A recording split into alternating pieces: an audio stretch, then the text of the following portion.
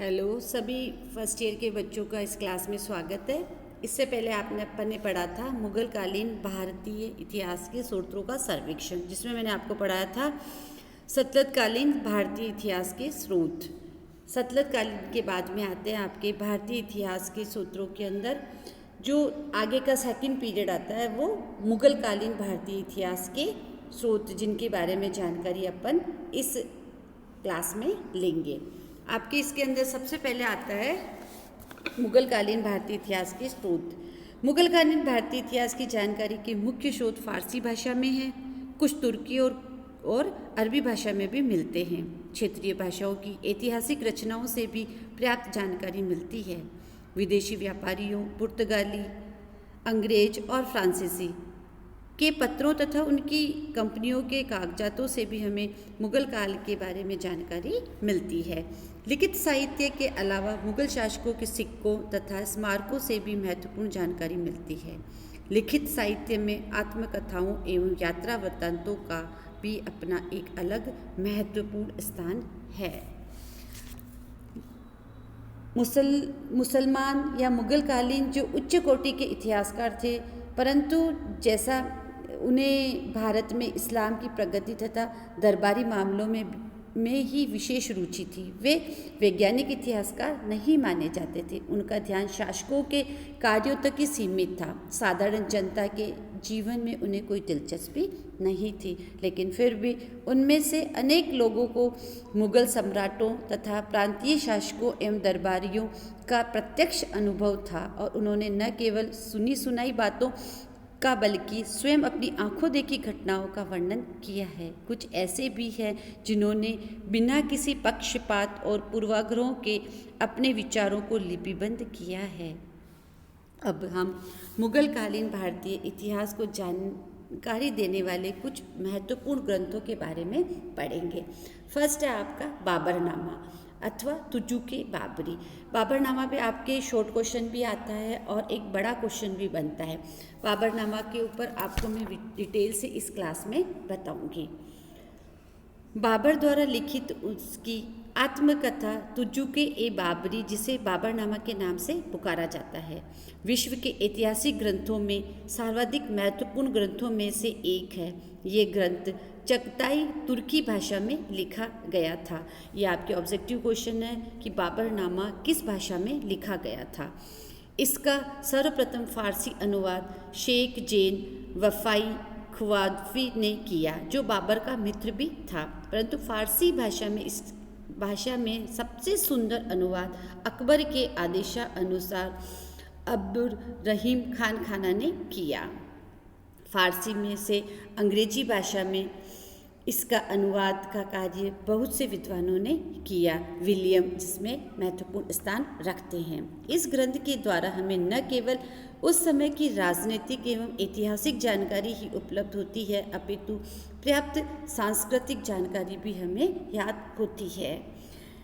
हिंदुस्तान का विवरण देते हुए बाबर लिखता है, हिंदुस्तान पहली, दूसरी और तीसरी मौसमों में स्थित है। इसका कोई भी भाग चौथी मौसम में स्थित नहीं है। ये बहुत ही अच्छा देश है। इसकी पहाड़ियों और नदियाँ, जंगल और मैदान, पशु और पौधे, निवासी और भाषाएं, इसकी हवाएं और बरसातें सब भिन्न प्रकार की है। परंतु वह यह भी लिखता है कि हिंदुस्तान के प्रदेश और नगर अत्यंत कुरूप है। यह एक ऐसा देश है जहाँ बहुत कम आमोद प्रमोद है, लोग सुंदर नहीं हैं। इन लोगों को ख्याल नहीं है कि मित्र मंडली में क्या आनंद आता है और आज़ादी से मिलने जुलने में या संपर्क रखने में यह क्या सुख है। इनमें कोई प्रतिभा नहीं है, इनके दिमाग में बुद्धि नहीं है, शिष्टाचार में कोमलता नहीं है, इनमें न दया न मित्र भाव है, इनके पास अच्छे घोड़े नहीं है, न अच्छा मांस और न अंगूर या खजूर या अच्छे फल है। यहाँ न बर्फ़ है और न ठंडा पानी, और बाज़ारों में अच्छा खाना या रोटी नहीं मिलती। यहाँ पर न स्नानागार है, न विद्यालय है और न बस्तियाँ या मसाले हैं। ये बहुत बड़ा देश है और यह सोना चांदी का बाहुल्य है। वर्षा ऋतु में यहाँ का मौसम सुहावना हो जाता है। हिंदुस्तान में दूसरा आराम यह है कि यहाँ प्रत्येक व्यवसाय और धंधे के अगणित कारीगर मिलते हैं। इस प्रकार से हम देखते हैं कि बाबरनामा में बाबर ने अपने अनुभवों को किस प्रकार से बताया। बाबरनामा में ऐतिहासिक सामग्री भरी पड़ी है। इसमें सुल्तान इब्राहिम लोदी एवं उसके अमीरों के राज्य का भी हाल याद होता है। अपने समकालीन शासकों में अफगानों के अतिरिक्त गुजरात, दक्षिण के मालवा, बंगाल, विजयनगर एवं राणा सांगा के राज्यों की चर्चा की है। उसने तुर्कों एवं अफगानों की सैन्य व्यवस्था का भी वर्णन किया है। बाबर जिन प्रदेशों से होकर गुजरा, जिन राज्यों से वह टकराया, जिन राज्यों के बारे में उन राज्यों के बारे में उसने अपनी जानकारी मिली, उन सभी का वर्णन उसने यहाँ किया है।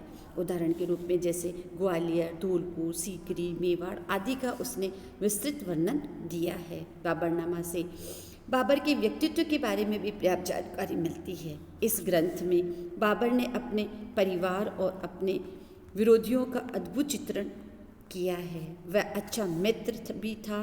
उसने अपनी इस आत्मकथा में लिखा है कि अपने एक घनिष्ठ मित्र की मृत्यु होने पर उसने 10 दिन तक आंसू बहाए। यद्यपि वह कट्टर मुसलमान था तथापि वह मदिरापान भी करता था। उसने अपनी आत्मकथा में मदिरापान एवं साहित्यिक गोष्ठियों का सुंदर वर्णन किया है, किंतु उसकी आत्मकथा से उसके चरित्र का दूसरा पहलू भी साफ दिखाई देता है। बाबर अपने शत्रुओं के प्रति बड़ा निर्दयी था। उनकी खाल खिंचवाता, आंखें फुड़वाता और उनके कटे हुए सिरों की मीनारें बनवाता था। बाबर ने अपनी इन निंदनीय कृत्यों का वर्णन भी बड़े गर्व के साथ किया है।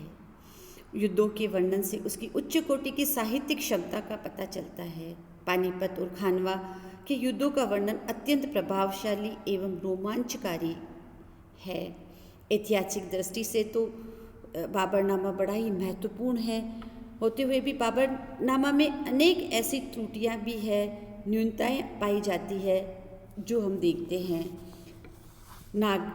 युद्धों के वर्णन में भी पक्षपातपूर्ण दृष्टिकोण स्पष्ट दिखाई देता है। पानीपत के युद्ध में उसने अपनी सेना की संख्या कम तथा इब्राहिम लोदी की बहुत ज़्यादा बताई थी, जो अविश्वसनीय है।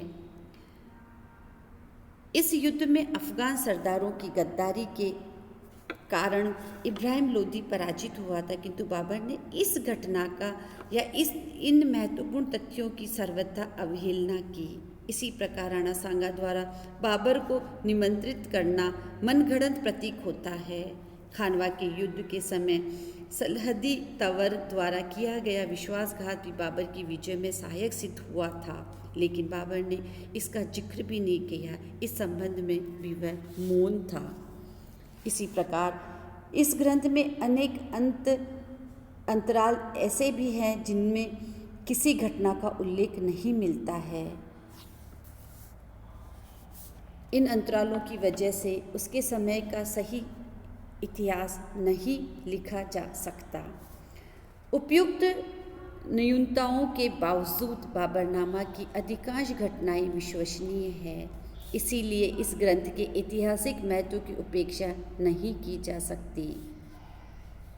बाबरनामा अब मुग़ल काल के साहित्य के बारे में या मुग़ल काल की सामाजिक आर्थिक स्थिति के बारे में एक महत्वपूर्ण ग्रंथ माना जाता है। धन्यवाद बच्चों। आगे मैं नेक्स्ट ग्रंथों के बारे में आपको डिटेल से बताऊंगी। Thank you.